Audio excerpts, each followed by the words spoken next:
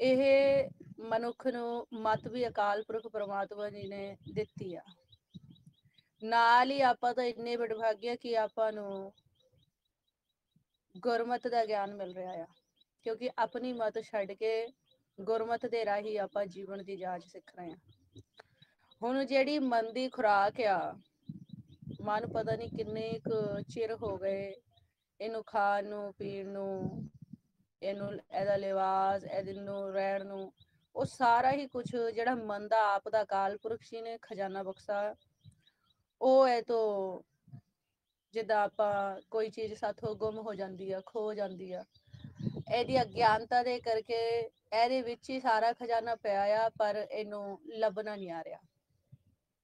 ਜਿੱਦਾਂ ਮਨ ਦੀ ਖੁਰਾਕ ਆ ਹਰ ਰਸ, ਅੰਮ੍ਰਿਤ ਰਸ, ਹੁਣ ਇਹਦੇ ਵਿੱਚ ਹੀ ਉਹ ਰਸ ਚੱਲ ਰਿਹਾ ਆ, ਲੇਕਿਨ ਗਿਆਨ ਨਾ ਹੁੰਦਿਆਂ ਹੋਇਆਂ ਮਨ ਨੂੰ ਕੱਢ ਕੇ ਪੀਣਾ ਨਹੀਂ ਆਉਂਦਾ। ਹੁਣ ਮਹਾਰਾਜ ਨੇ ਆਪਾਂ ਨੂੰ ਜੁਗਤ ਦਿੱਤੀ ਵੀ ਤੁਹਾਨੂੰ ਜਿਹੜਾ ਉਹ ਤੁਹਾਡੀ ਖੁਰਾਕ ਆ, ਉਹ ਰਸ ਆ, ਤੁਹਾਡੀ ਮਨ ਦੀ ਖੁਰਾਕ, ਉਹ ਕਿਉਂ ਨਹੀਂ ਤੁਹਾਡੀ ਰਸਨਾ ਤੋਂ ਆਉਂਦੀ, ਕਿਉਂ ਨਹੀਂ ਤੁਹਾਨੂੰ ਮਿਲਦਾ। ਮਹਾਰਾਜ ਨੇ ਇਹ ਗਿਆਨ ਦਿੱਤਾ ਮੈਨੂੰ ਕਿ ਮਨ ਕਾਮ, ਕ੍ਰੋਧ, ਲੋਭ, ਮੋਹ, ਅਹੰਕਾਰ ਦੇ ਲੜ ਲੱਗਿਆ ਹੋਇਆ ਆ। ਕੱਲੀ ਧਿਆਨ ਦੀ ਗੱਲ ਨਹੀਂ ਹੈ ਕਿ ਆਪਾਂ ਸਿਮਰਨ ਅਭਿਆਸ ਕਰਨ ਲੱਗੇ ਤੇ ਬਾਕੀ ਵਿੱਚ ਦਾ ਭੇਦ ਹੀ ਆਪਾਂ ਨੂੰ ਨਹੀਂ। ਸਭ ਤੋਂ ਪਹਿਲੇ ਇਹ ਜਾਣਨਾ ਜ਼ਰੂਰੀ ਆ ਕਿ ਇਹ ਸੰਤੁਲਨ ਵਿਗੜਿਆ ਕਿਉਂ, ਤੇ ਸੰਤੁਲਨ ਸਮ ਕਿੱਦਾਂ ਹੋਊਗਾ, ਇਹ ਵਿਚਾਰ ਤਾਂ ਗਾਦ ਹੀ ਹੋਊ। ਸਭ ਤੋਂ ਪਹਿਲੇ ਕਿ ਸੰਤੁਲਨ ਵਿਗਾੜ ਕਿਹਨੇ ਰੱਖਾ ਆ, ਕੌਣ ਹੈ ਵਿੱਚ ਜਿਨ੍ਹਾਂ ਨੇ ਸੰਤੁਲਨ ਵਿਗਾੜ ਰੱਖਾ ਹੈ, ਜਿਹਦੇ ਕਰਕੇ ਕਿ ਮਨ ਨੂੰ ਮਨ ਦੀ ਖੁਰਾਕ ਨਹੀਂ ਮਿਲ ਰਹੀ। ਤੇ ਮਹਾਰਾਜ ਨੇ ਗੁਰਬਾਣੀ 'ਚ ਇਹ ਆਪਾਂ ਨੂੰ ਭੇਦ ਦਿਆ ਵੀ ਸਭ ਤੋਂ ਪਹਿਲਾਂ ਤੁਸੀਂ ਅੰਦਰ ਜਾ ਕੇ ਇਹ ਚੀਜ਼ ਨੂੰ ਲੱਭੋ ਕਿ ਕੌਣ ਹੈ ਤੁਹਾਡੇ ਵਿੱਚ ਜਿਹੜੀ ਤੁਹਾਨੂੰ ਤੁਹਾਡੀ ਖੁਰਾਕ ਨਹੀਂ ਮਿਲਣ ਦੇ ਰਹੇ। ਕਹਿੰਦੇ ਇਸ ਦੇਹੀ ਅੰਦਰ ਪੰਜ ਚੋਰ ਵਸੈ। ਇਹ ਪਤਾ ਨਹੀਂ ਆਪਾਂ ਤੁਕ ਕਿੰਨੀ ਕੁ ਵਾਰ ਪੜ੍ਹ ਲਈ, ਲੇਕਿਨ ਜੇ ਇਹਨੂੰ ਗਹਿਰਾਈ ਨਾਲ ਵਿਚਾਰ ਲਿਆ ਜਾਵੇ, ਬਹੁਤ ਵੱਡੀ ਵਿਚਾਰ ਆ, ਜਿਹੜਾ ਜੁਗਾ ਜੁਗਾ ਤੋਂ ਮਨ ਦੀ ਖੁਰਾਕ ਜਿਹੜੀ ਇਹਨੂੰ ਇਹਦੀ ਰਸਨਾ ਤੋਂ ਨਹੀਂ ਆ ਰਹੀ, ਇਹਨੂੰ ਨਹੀਂ ਮਿਲ ਰਿਹਾ, ਜਿਹੜਾ ਸਤਿਗੁਰ ਨੇ ਇਹਨੂੰ ਦੇਣਾ ਆ ਅੰਮ੍ਰਿਤ ਰਸ, ਉਹਦੇ ਬਾਰੇ ਵਿਚਾਰਿਆ ਆ। ਕਹਿੰਦੇ ਇਸ ਦੇਹੀ ਅੰਦਰ ਪੰਜ ਚੋਰ ਵਸੈ। ਮਹਾਰਾਜ ਉਹਨਾਂ ਨੂੰ ਚੋਰ ਕਹਿ ਰਹੇ ਆ। ਚੋਰ ਕਿਉਂ ਕਹਿ ਰਹੇ ਆ? ਕਿਉਂਕਿ ਉਹ ਅੰਮ੍ਰਿਤ ਰਸ ਲੁੱਟ ਰਹੇ ਆ ਮਨ ਦਾ। ਕਾਮ, ਕ੍ਰੋਧ, ਲੋਭ, ਅਹੰਕਾਰ, ਅੰਮ੍ਰਿਤ ਲੁੱਟੈ ਮਨੁੱਖ ਨਹੀਂ ਬੁਝੈ, ਕੋਈ ਨਾ ਸੁਣੈ ਪੁਕਾਰਾ। ਉਹ ਕਹਿੰਦੇ ਵੀ ਲਗਾਤਾਰ ਹੀ ਲੁੱਟੀ ਜਾ ਰਹੇ ਆ। ਉਹਨਾਂ ਦਾ ਤਰੀਕਾ ਕੀ ਹੈ ਲੁੱਟਣ ਦਾ? ਕਹਿੰਦੇ ਵੀ ਵਿਚਾਰਾਂ ਦੇ ਕਰਕੇ ਇੱਕ ਇਹੋ ਜਿਹੀ ਘੁੰਮਣ ਘੇਰੀ ਲਾਈ ਹੋਈ ਆ ਕਿ ਮਨ ਥਿਰ ਹੋਣ ਨੂੰ ਤਿਆਰ ਨਹੀਂ। ਕभी ਤਮੋ ਦੇ ਪਾਸੇ, ਸੂਰਜ ਪਾਸੇ ਹੋ ਜਾਂਦਾ ਆ ਤੇ ਉਹ ਵਿਚਾਰ ਚੱਲ ਪੈਂਦੇ ਆ, ਕभी ਖੱਬੇ ਪਾਸੇ, ਕभी ਸੱਜੇ ਪਾਸੇ। ਉਹ ਟਿਕ ਕੇ ਬਹਿੰਦਾ ਨਹੀਂ, ਜਿਹਨੂੰ ਆਪਾਂ ਕਹਿੰਦੇ ਤ੍ਰਿਕੁਟੀ। ਉਹ ਕਹਿੰਦੇ ਉਹ ਥਿਰਗਰ ਤੇ ਆ ਕੇ ਬਹਿੰਦਾ ਹੀ ਨਹੀਂ, ਉਹਨੂੰ ਉਹ ਬੈਠਣ ਹੀ ਨਹੀਂ ਦਿੰਦੇ। ਉਹ ਤ੍ਰਿਕੁਟੀ ਸਾੜੇ ਵਿੱਚ ਕਿੱਥੇ ਆ? ਮਹਾਰਾਜ ਕਹਿੰਦੇ ਵੀ ਉਹ ਥਾਂ ਨੂੰ ਲੱਭੋ ਜਿੱਥੇ ਆਸਣ ਬੰਧਨਾ ਆ। ਉਹ ਆਸਣ ਕਿੱਥੇ ਬੰਧਨਾ ਆ? ਸਾੜੇ ਨੇਤਰਾਂ ਦਾ, ਸਾਡੇ ਰਸਨਾ ਦਾ, ਇਹ ਜਿਹੜਾ ਸਾਡੀ ਨੱਕ ਆ ਇਹਦਾ, ਸਾਡੇ ਕੰਨਾਂ ਦਾ, ਇਹਨਾਂ ਦਾ ਜਿਹੜਾ ਸਾਰਿਆਂ ਦਾ ਇੱਕ ਪੁਆਇੰਟ ਆ, ਉਹਨੂੰ ਖਾਲੀ ਖਲਾ ਦੇ ਵਿੱਚ ਬਾਹਰ ਲੈ ਲਓ। ਇੱਕ ਜੋ ਸਾਡੇ ਵਿੱਚ ਪੁਆਇੰਟ ਆ, ਕਿਉਂਕਿ ਦੇਹੀ ਦੇ ਵਿੱਚ ਤਾਂ ਆਪਾਂ ਧਿਆਨ ਹੀ ਨਹੀਂ ਧਰਨਾ। ਸਾਡੇ ਨੇਤਰਾਂ ਦਾ, ਸਾਡੇ ਇਹ ਨੱਕ ਦੇ ਸੁਰਾਂ ਦਾ, ਔਰ ਸਾਡੇ ਕੰਨਾਂ ਦਾ, ਤਿੰਨਾਂ ਦਾ ਜਿਹੜਾ ਸੈਂਟਰ ਪੁਆਇੰਟ ਆ, ਉਹਨੂੰ ਤੁਸੀਂ ਬਾਹਰ ਸੁਣੋ ਦੇ ਵਿੱਚ, ਉੱਥੇ ਦੇਖਦਿਆਂ ਹੋਇਆ, ਉਸ ਪੁਆਇੰਟ ਨੂੰ ਮੰਨਦਿਆਂ ਹੋਇਆ ਤੁਸੀਂ ਸਿਮਰਨ ਅਭਿਆਸ ਕਰਨਾ ਸ਼ੁਰੂ ਕਰ ਦਿਓ। ਕਿਉਂਕਿ ਉੱਥੇ ਹੀ ਪਾਵਲ ਘੁੰਮ ਰਹੀ ਆ।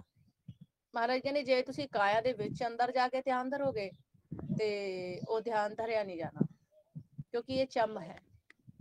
ਫਿਰ ਕਈ ਜਦੋਂ ਪਿਆਰ ਵਾਲੀ ਦ੍ਰਿਸ਼ਟੀ ਬਣਾਉਂਦੇ ਆ ਮਾਲਿਕ ਨੂੰ ਦੇਖਣ ਦੇ ਲਈ, ਹੋਰ ਵੀ ਆਪਣੀ ਜੁਗਤੀ ਲਾਉਂਦੇ ਆ ਸਿਮਰਨ ਅਭਿਆਸ ਦੀ, ਤੇ ਕਈ ਦੀ ਨੇਤਰਾਂ ਨੂੰ, ਨਾੜਾਂ ਨੂੰ ਇਹਨੂੰ ਖਿੱਚ ਪੈਂਦੀ ਆ ਵੀ ਸਾਤੋਂ ਇਹ ਹੁੰਦਾ ਨਹੀਂ, ਸਾਨੂੰ ਖਿੱਚ ਪੈਂਦੀ ਹੈ। ਲੇਕਿਨ ਮਹਾਰਾਜ ਨੇ ਵੀ ਤੁਸੀਂ ਆਸਨ ਕਾਇਆ ਚ ਬੰਦਨਾ, ਤੁਸੀਂ ਸੁਨ ਦੇ ਵਿੱਚ ਆਸਨ ਬੰਦਨਾ, ਕਿੱਥੇ? ਸੁਨ ਦੇ ਵਿੱਚ, ਜਿਹਨੂੰ ਮਹਾਰਾਜ ਸਹਿਜ ਗੁਫਾ ਕਹਿ ਰਹੇ, ਜਿਹਨੂੰ ਸਹਿਜ ਗੁਫਾ ਕਹਿ ਰਹੇ। ਜੇ ਤੁਸੀਂ ਇਹਨੂੰ ਪਾਰ ਕਰ ਗਏ,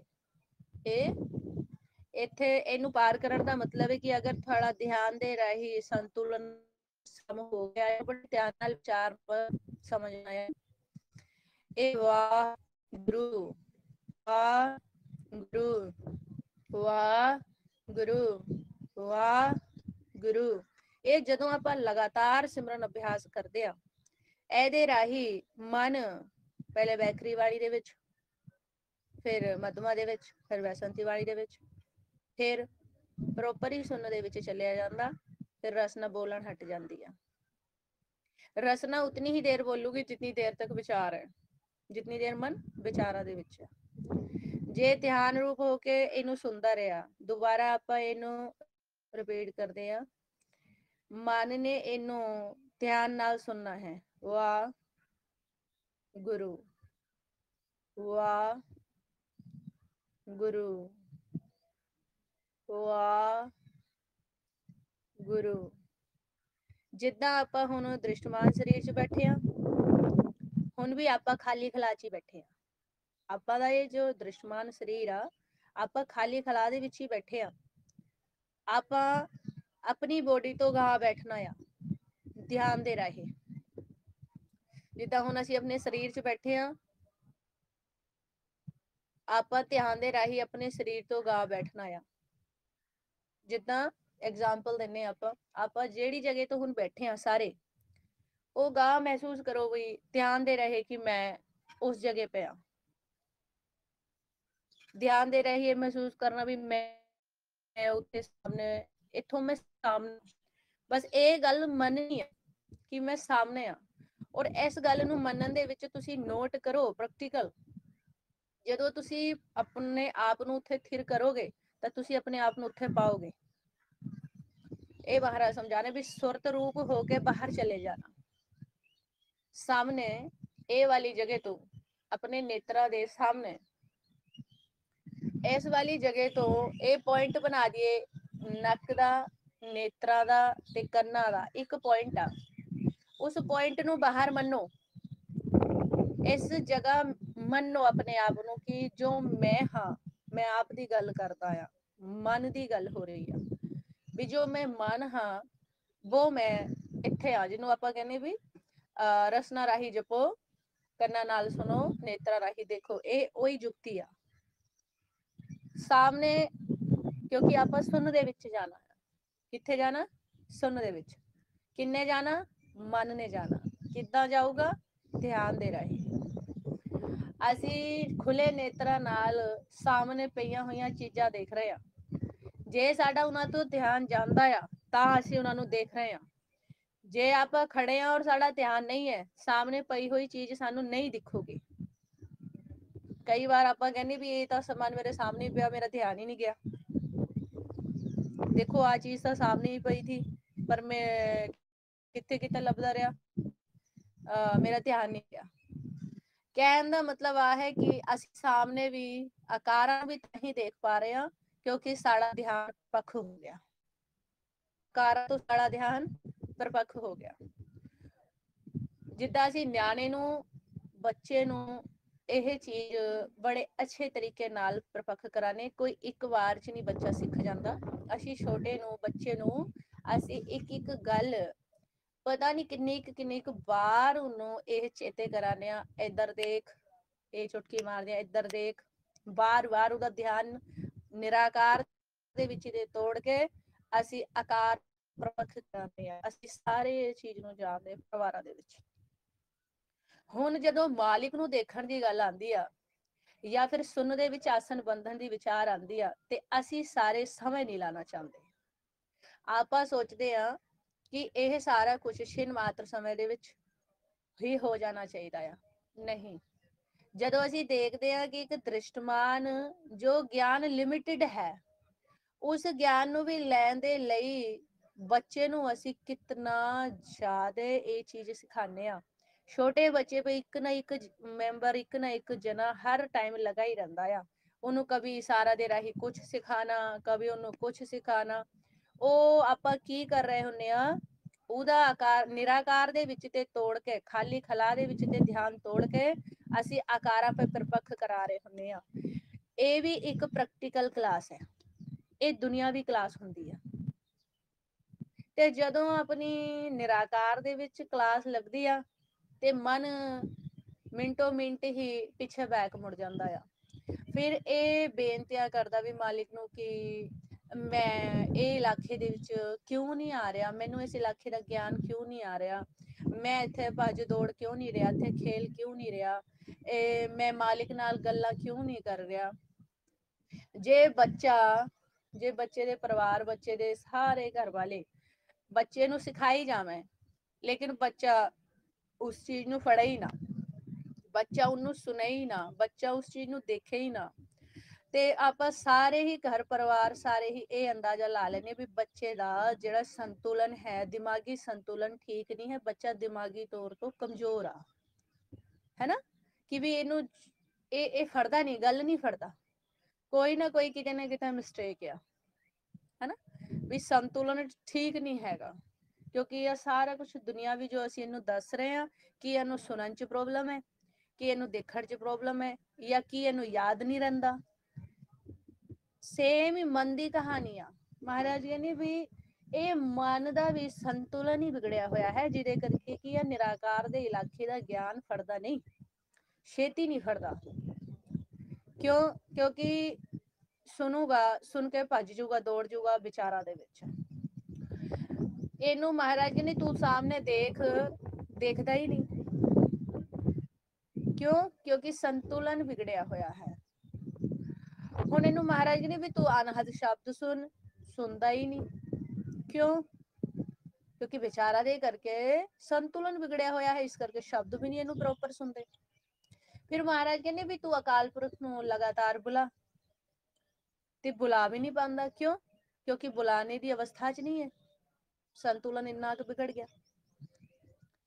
ਤੇ ਅੱਗੇ ਮਹਾਰਾਜ ਇਹ ਸਾਨੂੰ ਸਮਝਾਉਣ ਲੱਗੇ ਵੀ ਤੁਸੀਂ ਏਦਾਂ ਕਰੋ, ਇਹ ਤੁਹਾਡੇ ਕੱਲਿਆਂ ਨਾਲ ਗੱਲ ਨਹੀਂ ਬਣਨੀ, ਇਸ ਕਰਕੇ ਤੁਸੀਂ ਸੰਗਤ ਦੇ ਵਿੱਚ ਬਹਿ ਜਾਓ।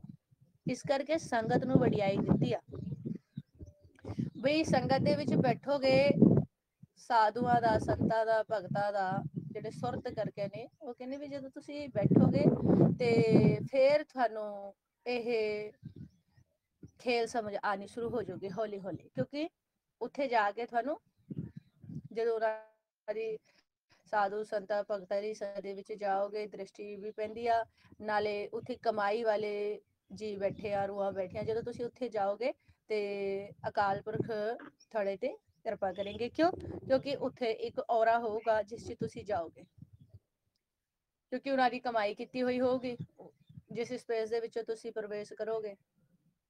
ਤੇ ਫਿਰ ਉੱਥੇ ਕਿਤੇ ਨਾ ਕਿਤੇ ਜਾ ਕੇ ਥੋੜਾ ਧਿਆਨ ਟਿਕਣਾ ਸ਼ੁਰੂ ਹੋਗਾ। ਇਸ ਕਰਕੇ ਸੰਗਤ ਨੂੰ ਵਡਿਆਈ ਦਿੱਤੀ ਹੈ, ਕਿਉਂਕਿ ਸਾਧੂ ਨੂੰ ਵੀ ਮਹਾਰਾਜ ਨੇ ਪ੍ਰਭ ਜੀ ਵਸੈ ਸਾਧ ਕੀ ਰਸਨਾ, ਕਹਿੰਦੇ ਅਕਾਲ ਪੁਰਖ ਭਗਤ ਦੇ ਰਾਹੀਂ, ਸਾਧੂ ਦੇ ਰਾਹੀਂ, ਗੁਰਮੁਖ ਦੇ ਰਾਹੀਂ, ਤੇ ਜਿਹੜੇ ਮਾਲਿਕ ਦੇ ਦਰ ਦੇ ਚਾਕਰ ਹੈ, ਇਹਨਾਂ ਦੇ ਰਾਹੀਂ ਵਿਚਰਦੇ ਆ। ਇਸ ਕਰਕੇ ਜਦੋਂ ਤੁਸੀਂ ਉੱਥੇ ਪਹੁੰਚੋਗੇ ਤੇ ਮਾਲਿਕ ਵੀ ਉੱਥੇ ਮੌਜੂਦ ਆ, ਤੇ ਫਿਰ ਤੁਹਾਡੇ ਤੇ ਕਿਰਪਾ ਹੋ ਜੂਗੀ, ਕਿਉਂਕਿ ਸੰਗਤ ਨੂੰ ਬਹੁਤ ਵਡਿਆਈ ਦਿੱਤੀ ਹੈ ਮਾਲਿਕ ਨੇ। ਤੇ ਅੱਗੇ ਮਹਾਰਾਜ ਆਪਾਂ ਨੂੰ ਕੀ ਸਮਝਾ ਰਿਹਾ ਕਿ ਸਭ ਤੋਂ ਪਹਿਲਾਂ ਜਦੋਂ ਤੁਸੀਂ ਇਹ ਸੋਚਦੇ ਹੋ ਕਿ ਮੈਂ ਦੇਖਣਾ ਆ, ਮੈਂ ਸੁਣਨਾ ਆ, ਮੈਂ ਮਾਲਿਕ ਨੂੰ ਬੁਲਾਣਾ ਆ, ਤੁਸੀਂ ਤਿੰਨੋਂ ਚੀਜ਼ਾਂ ਇਕੱਠੀਆਂ ਨਹੀਂ ਕਰ ਪਾਉਂਦੇ, ਕਿਉਂਕਿ ਸੰਤੁਲਨ ਵਿਗੜਿਆ ਹੋਇਆ ਆ। ਤੇ ਮਹਾਰਾਜ ਕਹਿੰਦੇ ਕਿ ਸਭ ਤੋਂ ਪਹਿਲਾਂ ਤੁਸੀਂ ਧਿਆਨ ਦੇ ਰਾਹੀਂ ਸੰਤੁਲਨ ਸਮਝੋ। ਤੁਸੀਂ ਦੇਖੋਗੇ ਵੀ ਬਾਅਦ ਨੂੰ, ਤੁਸੀਂ ਸੁਣੋਗੇ ਵੀ ਬਾਅਦ ਨੂੰ, ਔਰ ਤੁਸੀਂ ਅੱਗੇ ਖੇਲੋਗੇ ਵੀ ਬਾਅਦ ਨੂੰ। ਪਹਿਲਾਂ ਤੁਸੀਂ ਜਿਹੜਾ ਸੰਤੁਲਨ ਵਿਗੜਿਆ ਹੋਇਆ ਹੈ, ਤੁਸੀਂ ਪਹਿਲਾਂ ਉਹਨੂੰ ਸਮ ਕਰੋ। ਉਹ ਸੰਤੁਲਨ ਕਿਵੇਂ ਸਮ ਹੋਣਾ ਆ? ਮਹਾਰਾਜ ਕਹਿੰਦੇ ਵੀ ਇਹ ਸ਼ਬਦ ਨੂੰ ਤੁਸੀਂ ਸੁਣਨਾ ਨਹੀਂ ਛੱਡਣਾ। ਇਹਨੂੰ ਸੁਣਨਾ ਨਹੀਂ ਛੱਡਣਾ। ਜਦੋਂ ਤੁਸੀਂ ਇਹਨੂੰ ਸੁਣਨਾ ਨਹੀਂ ਛੱਡੋਗੇ, ਰਸਨਾ ਤੁਹਾਡੀ ਬੁਲਾਈ ਰਹੀ ਆ, ਔਰ ਤੁਸੀਂ ਇਹਨੂੰ ਸੁਣਨਾ ਨਹੀਂ ਛੱਡੋਗੇ, ਔਰ ਤੁਹਾਨੂੰ ਇਹਨੂੰ ਕਿੱਥੇ ਬੈਠ ਕੇ ਸੁਣਨਾ ਹੈ ਇਹ ਵੀ ਸਮਝ ਲਓ। ਮਨ ਨੂੰ ਇਸ ਵਾਹਿਗੁਰੂ ਗੁਰਮੰਤਰ ਨੂੰ ਕਿੱਥੇ ਬੈਠ ਕੇ ਸੁਣਨਾ ਹੈ? ਸਾਹਮਣੇ ਖਾਲੀ ਖਲਾ ਦੇ ਵਿੱਚ। ਇਹਨੂੰ ਬੜੇ ਧਿਆਨ ਨਾਲ ਸਮਝ ਲਓ ਆਪਾਂ। ਇਹ ਵਾਹਿਗੁਰੂ, ਜਦੋਂ ਤੁਸੀਂ ਨੇਤਰ ਬੰਦ ਆ ਤੁਹਾਡੇ, ਤੁਹਾਨੇ ਮੰਨਣਾ ਆ ਵੀ ਮੈਂ ਆ ਸਾਹਮਣੇ ਆ। ਜਿੱਦਾਂ ਮੈਂ ਬੋਡੀ 'ਚ ਆ, ਉਸੇ ਤਰੀਕੇ ਨਾਲ ਮੈਂ ਬੋਡੀ 'ਚ ਨਹੀਂ, ਮੈਂ ਆਪਣੇ ਆਪ ਤੋਂ ਇਸ ਸਰੀਰ ਤੋਂ ਅੱਗੇ ਆ। ਫਿਰ ਉੱਥੇ ਤੁਸੀਂ ਆ ਆਵਾਜ਼ ਨੂੰ ਸੁਣਨਾ ਆ। ਕਿੱਦਾਂ? ਵਾਹਿਗੁਰੂ, ਵਾਹਿਗੁਰੂ, ਵਾਹਿਗੁਰੂ, ਵਾਹਿਗੁਰੂ, ਵਾਹਿਗੁਰੂ। ਜਦੋਂ ਤੁਸੀਂ ਲਗਾਤਾਰ ਇਹਨੂੰ ਬੋਲ ਕੇ ਸੁਣੀ ਜਾਓਗੇ, ਫਿਰ ਕੁਝ ਕੁ ਸਮੇਂ ਬਾਅਦ ਤੁਸੀਂ ਪਾਓਗੇ ਕਿ ਮੈਂ ਸਰੀਰ ਨੂੰ ਤੁਸੀਂ ਭੁੱਲ ਜਾਓਗੇ ਕਿ ਸਰੀਰ ਵੀ ਹੈ। ਤੁਸੀਂ ਆਪਣੇ ਆਪ ਨੂੰ ਖਾਲੀ ਖਲਾ ਦੇ ਵਿੱਚ ਪਾਓਗੇ ਸਾਹਮਣੇ। ਇਸ ਕਰਕੇ ਜਦੋਂ ਤੁਸੀਂ ਖਾਲੀ ਖਲਾ ਦੇ ਵਿੱਚ ਪਾਓਗੇ ਤਾਂ ਉਹ ਥੋੜੀ ਹੌਲੀ ਹੌਲੀ ਧੀਰੇ ਧੀਰੇ ਧੀਰੇ ਧੀਰੇ इतना उठे अपन एक सामने खाली खला दे विच इस तरीके बिठा सर नु भुल जू। और जैसे ही शरीर नु भुला, रसना दे राही सिमरन चलना बंद हो जाऊगा और उन्होंने महाराज कहने मन आपदे घर चलिया गया। उन्होंने कहने कि महाराज कि मन सुन दे विच चलिया गया। उन्होंने कहने सहज गुफा दे विच आसन बंद के बह गया, मालिक दे दर ते चलिया गया। लेकिन जदों जागृत अवस्था दे विच लगातार काया दे विच बैठ के सिमरन करदा रहिंदा आ, आसन नहीं बंददा है ना, ते फिर शरीर च ही बैठा रहिंदा आ।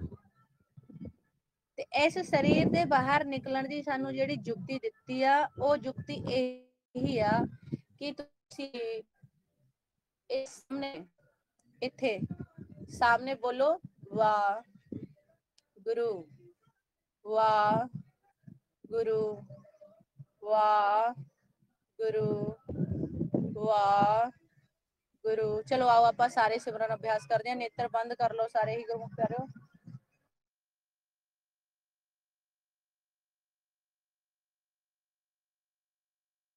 बड़े प्यार नाल नेत्र बंद करने सारे ने आपने।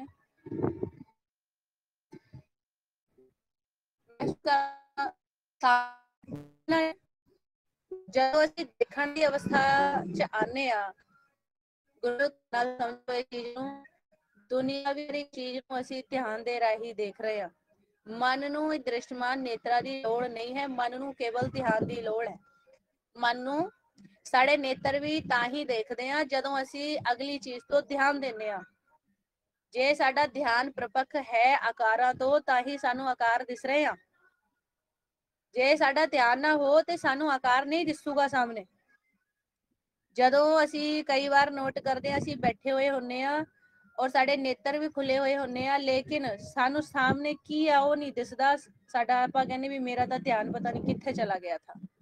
ਤੇ ਕਹਿਣ ਦਾ ਭਾਵ ਆ ਜਿਹੜਾ ਦੇਖ ਰਹੇ ਆ ਆਪਾਂ, ਉਹ ਧਿਆਨ ਦੇ ਰਾਹੀਂ ਦੇਖ ਰਹੇ ਆ ਦੁਨੀਆ ਨੂੰ।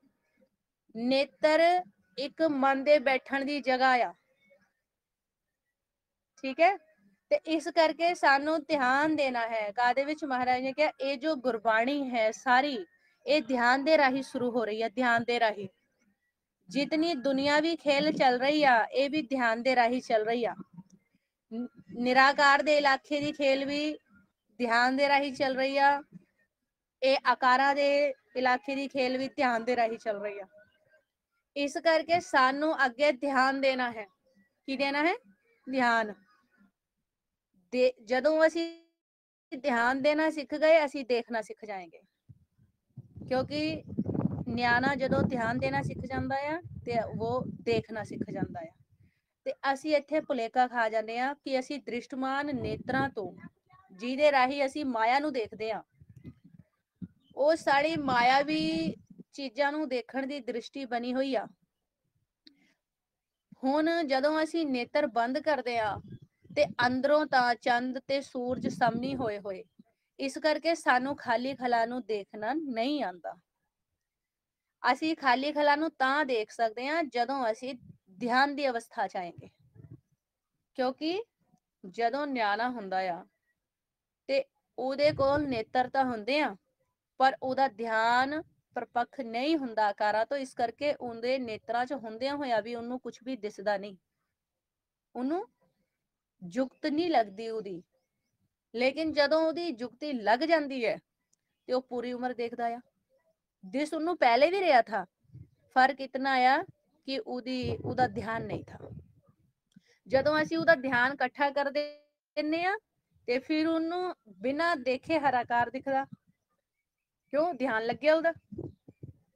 ਫਿਰ ਤਾਂ ਮਰਜੀ ਚਾਹੇ ਜੋ ਵੀ ਆਕਾਰ ਪਿਆ, ਛੋਟਾ ਵੱਡਾ ਕੁਝ ਵੀ ਉਹਨੂੰ ਦਿਸ ਰਿਹਾ, ਕਿਉਂਕਿ ਧਿਆਨ ਲੱਗ ਗਿਆ। ਇਸ ਤਰੀਕੇ ਤੇ ਹੀ ਜਦੋਂ ਅਸੀਂ ਨੇਤਰ ਬੰਦ ਕਰਦੇ ਆ ਤੇ ਅਸੀਂ ਆਪਣੇ ਦ੍ਰਿਸ਼ਮਾਨ ਨੇਤਰਾਂ ਦੇ ਰਾਹੀਂ ਉੱਥੇ ਦੇਖਣ ਦੇ ਵਿੱਚ ਜ਼ੋਰ ਲਾਉਂਦੇ ਆ, ਲੇਕਿਨ ਨਹੀਂ, ਪਹਿਲੇ ਸਾਡਾ ਧਿਆਨ ਇਕੱਠਾ ਹੋਣਾ ਚਾਹੀਦਾ ਆ।